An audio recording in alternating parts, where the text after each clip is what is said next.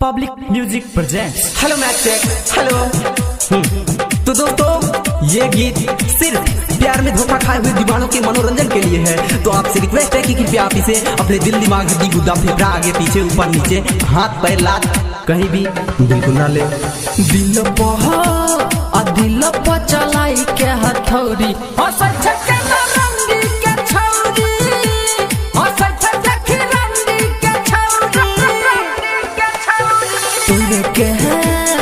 तोड़ के सोने हिया के डोरी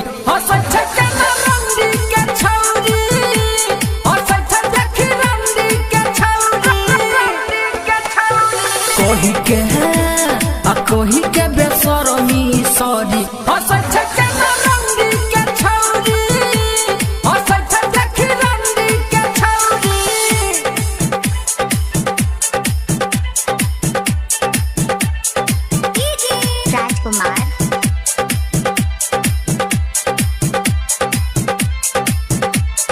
मिक्स बाय बिपिन दीवाना।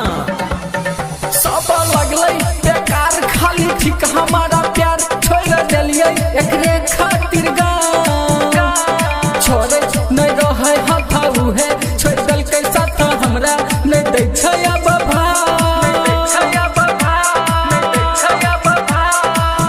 सब लगले बेकार खाली ठीक हमारा प्यार छोड़ दिलिए एकरे खातिर छोड़े नहीं रहे हथाऊ है छोड़ दल के साथ हमरा नहीं दै छै अब लाज लागे नहीं बेशरमी के थोड़ी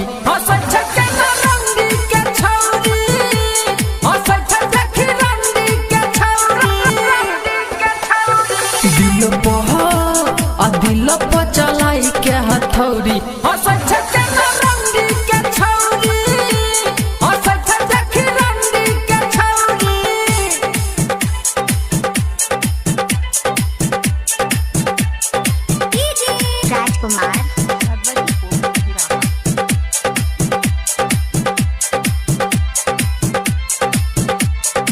मिक्स बाय बिपिन दीवाना।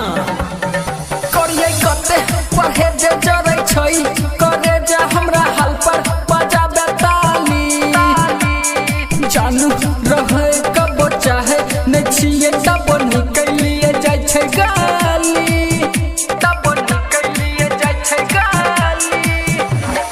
राइटर रगरे सब फंस गेलै करके लब खाइ नहीं छै उ खाना हर्ष अमिथले से कहे छै कल सुनबै गाय के बिपिन दीवाना।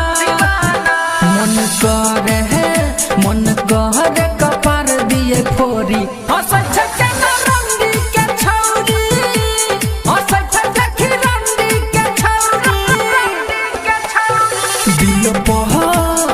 दिल पर चलाई के हथौड़ी